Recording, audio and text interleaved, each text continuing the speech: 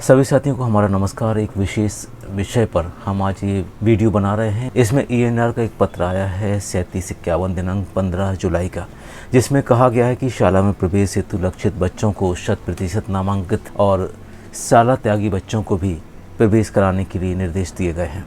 इसमें आसाक्षरों को चिन्हांकन करके उनका गृह संपर्क भी कराना है। इस पत्र में है क्या और क्या इसकी टाइम लिमिट है, हम थोड़ा सा पत्र विस्तार से पढ़ते हैं और फिर हम ये भी बताते हैं कि ये इस तरह की रिपोर्ट हम पोर्टल से कैसे निकालेंगे और हमारे शिक्षक साथी इस कार्य को कैसे पूरा करेंगे।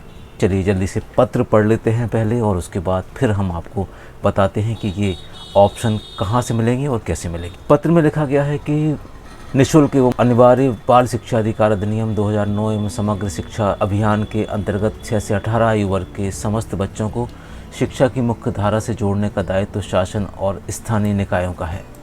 शाला में प्रवेश से वंचित एवं समस्त शाला त्यागी बच्चों के शाला में प्रवेश सुनिश्चित करने हेतु राज्य शिक्षा केंद्र द्वारा एनआईसी के सहयोग से नवाचार के रूप में तकनीकी आधारित व्यवस्था लागू की गई है। इस पत्र के बाद हम आपको बताएंगे कि हम ये रिपोर्ट्स जो आउट ऑफ स्कूल चिल्ड्रन की इस पत्र में लिखी है या फॉलोअप की लिखी है या नव प्रवेश प्रबंधन की लिखी है, ये हम कैसे निकालेंगे इस पत्र के बाद हम आपको दिखाते हैं। आ बिंदु में लिखा हुआ है लक्षित समूह का चिन्हांकन एवं सर्वे हेतु कार्य आवंटित। सबसे पहला काम इसमें ये लिखा हुआ है कि शिक्षा पोर्टल पर नव प्रवेश प्रबंधन प्रणाली मॉड्यूल में प्रवेश हेतु लक्षित बच्चों की ग्राम वार्ड सूची उपलब्ध है, जो अभी तक शिक्षा पोर्टल पर दर्ज नहीं हुए हैं तथा कक्षा 1 में प्रवेश हेतु लक्षित हैं। ये सूची कैसे पोर्टल से निकालेंगे हम आपको बताते हैं। पत्र आप एक बार देख लीजिए, फिर ये सारी रिपोर्ट्स भी हम आपको दिखाते हैं।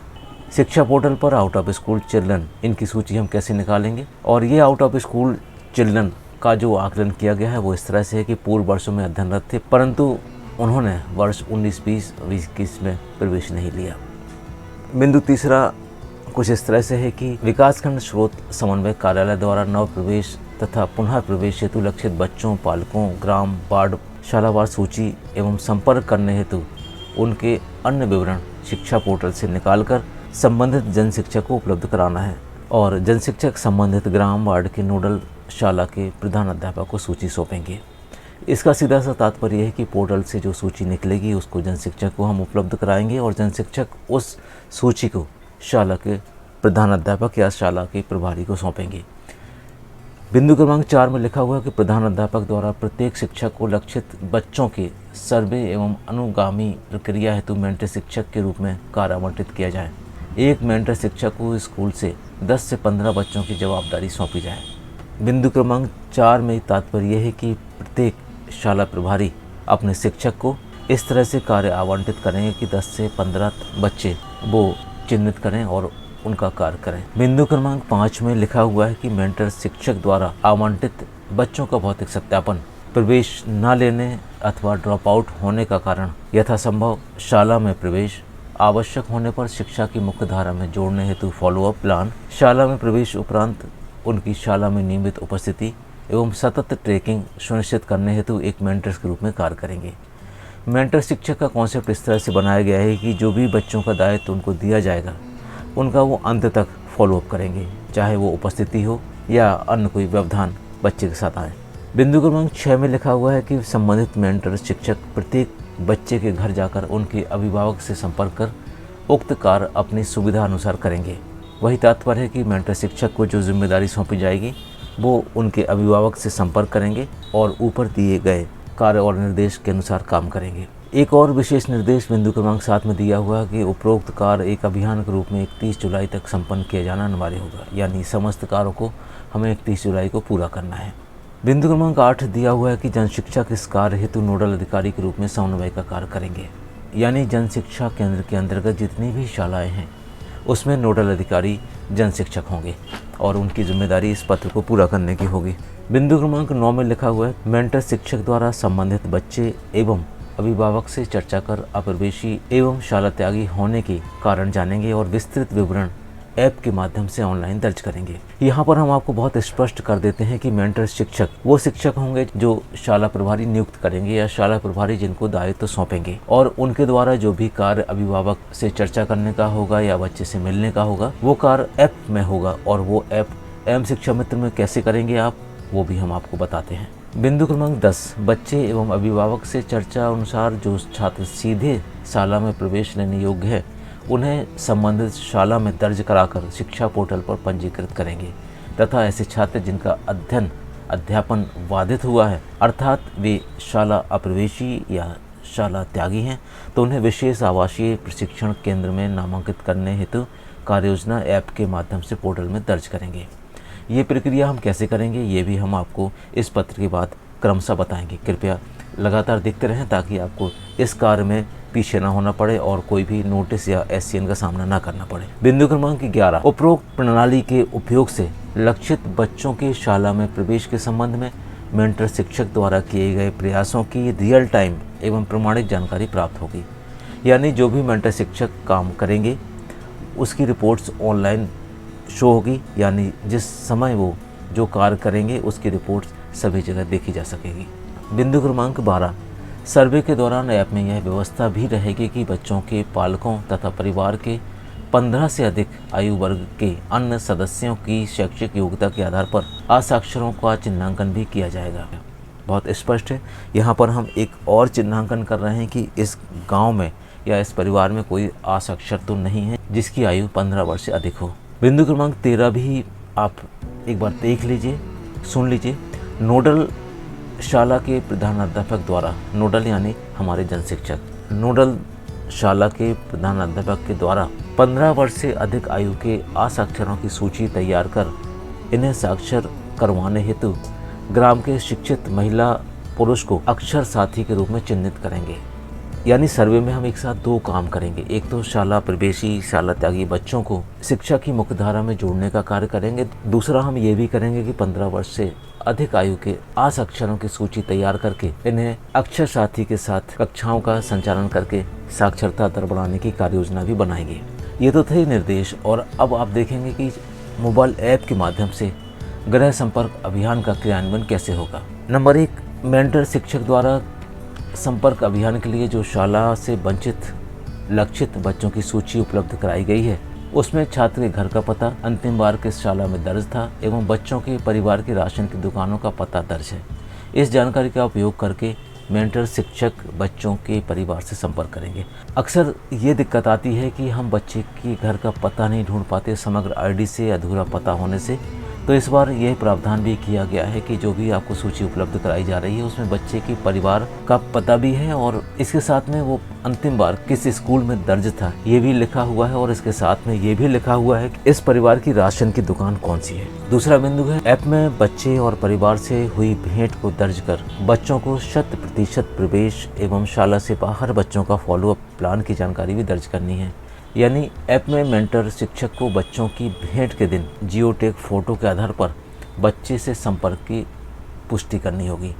बिंदु क्रमांक 3, जिस व्यक्ति से संपर्क किया गया है उसका सही नाम, मोबाइल एवं फ़ोटो ले जाना है। साथ ही संपर्क के दौरान उस ग्राम के सरपंच या वार्ड के पार्षद का सहयोग भी लिया जाएगा, उनका नाम और मोबाइल नंबर भी लिया जाना होगा।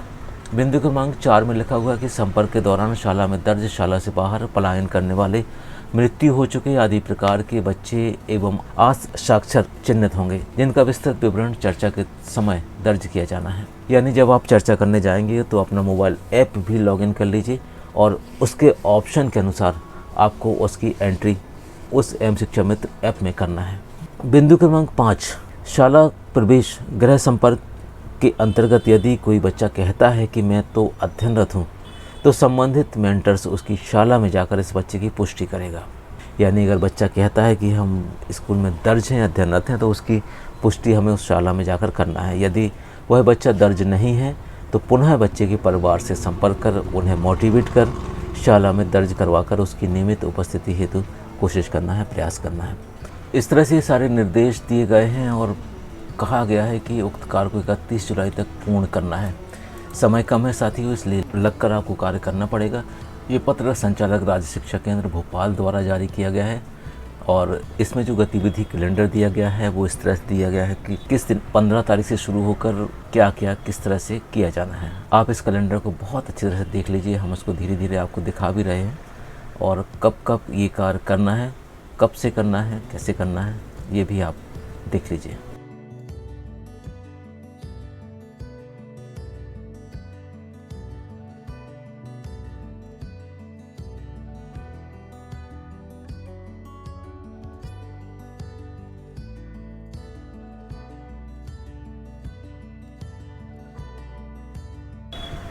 साथियों, ये है हमारा जाना माना पहचाना शिक्षा पोर्टल।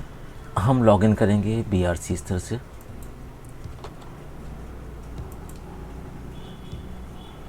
साथियों, ये आ गया हमारा पोर्टल का फर्स्ट पेज। इसमें हम क्लिक करेंगे शाला प्रवेश गृह संपर्क अभियान में। जिस तरह के निर्देश हमें दिए गए हैं उनके सारे ऑप्शन हमें शाला प्रवेश और गृह संपर्क अभियान में मिलेंगे। क्लिक करते हैं और ये इस तरह से डैशबोर्ड हमारे सामने आ गया है और इस पर लिखा हुआ है 17, 21, 22 के शाला प्रवेश गृह संपर्क अभियान के लिए लक्ष्य। ये पूरा लक्ष्य लिखा हुआ है। ये पूरे मध्य प्रदेश का है। हम अपने लिए जो भी कार्य करेंगे वो अपने ज़िले और अपने विकासखंड और अपने स्कूल के हिसाब से करेंगे। ऑप्शन सबसे पहले होम दिया हुआ है, दूसरा मेंटर शिक्षक दिया हुआ है, तीसरा कक्षा 1 में प्रवेश हेतु लक्षित बच्चों की सूची। इसको हम क्लिक करके सूची डाउनलोड कर लेते हैं। ज़िले का नाम लिखा हुआ है, किस पंचायत जनपद की, किस नगर परिषद की निकालना है, ये ऑप्शन आ जाएगा। मान लीजिए हम इस नगरीय क्षेत्र की निकालना चाहते हैं। बाकी इसके बाद आप कैप्चा डाल दीजिए और ओके कर दीजिए। आप देखेंगे यहाँ नीचे तरफ सूची डाउनलोड हो गई है। इसको हम क्लिक करके ओपन करते हैं और ये इस तरह से पोर्टल से हमें सूची प्राप्त हो गई है। आप देखेंगे इसमें सबसे पहले फैमिली आईडी आ गया है, समग्र आईडी आ गया, उसका नाम आ गया है, जेंडर आ गया है, डेट ऑफ बर्थ भी लिखी है, उसका फादर नेम भी है, उसका मोबाइल नंबर भी जिस बच्चे का फीड था वो उपलब्ध हो गया है, ज़िले का नाम भी है, जनपद पंचायत भी लिखा हुआ है, ग्राम पंचायत भी लिखा हुआ है, इसमें विलेज वार्ड लिखा हुआ है, जन शिक्षा केंद्र लिखा हुआ है। ये हमारी वो सूची हो गई जो कक्षा 1 के लिए लक्षित है। यानी इन बच्चों को हम कक्षा 1 में एडमिशन कराने के लिए सर्वे करेंगे। इस सूची को आप जन शिक्षा केंद्र के हिसाब से बांट लीजिए। जन शिक्षक जो कि नोडल अधिकारी भी है अपने सारे स्कूलों का, वो अपने स्कूलों के हिसाब से बांट दे और मेंटर शिक्षक के हिसाब से सूची का सर्वे पूरा कर ले। सर्वे कैसे करेंगे, शिक्षक सर्वे कैसे पूरा करेगा उसको हम इसके बाद बताते हैं। वो मोबाइल ऐप पे होगा, एम शिक्षा मित्र पे होगा। चलिए, तो ये सूची डाउनलोड हो गई। अब हम आपको दिखाते हैं दूसरा ऑप्शन। इसके बाद शाला त्यागी बच्चे, इनकी सूची भी यहाँ पर उपलब्ध है। आप इसको भी डाउनलोड करके नीचे भेजिए, जन शिक्षा केंद्र स्तर पर नोडल अधिकारी तक भेजिए। इसका भी कैप्चा डाल लेते हैं और आप देखेंगे इस तरह से सूची नीचे आ गई है। लेकिन ये सूची आपके लिए बहुत काम की है, बहुत यूज़फुल है। इस सूची को भी आप निचले स्तर पर जन शिक्षक तक ज़रूर प्रिंट करके भेजिए और उस पर कार्य भी कराइए। ओपन करते हैं सूची को। ये देखिए, ये आउट ऑफ स्कूल बच्चों की सूची है।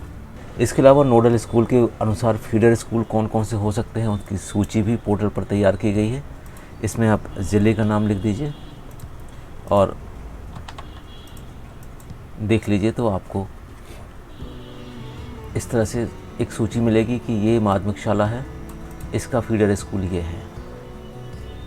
यहाँ पर सर्वेक्षित बच्चों के लिए जो हम कर चुकेंगे उसकी सूची प्राप्त होगी। अभी हाल में जो हमें कार्य करना है वो कक्षा 1 और शाला त्यागी बच्चों के लिए करना है। बहुत जल्दी सूची निकालकर आप नीचे भेज दीजिए और कार्य प्रारंभ कर दीजिए। अब देखते हैं कि शिक्षक किस तरह से ऐप में कार्य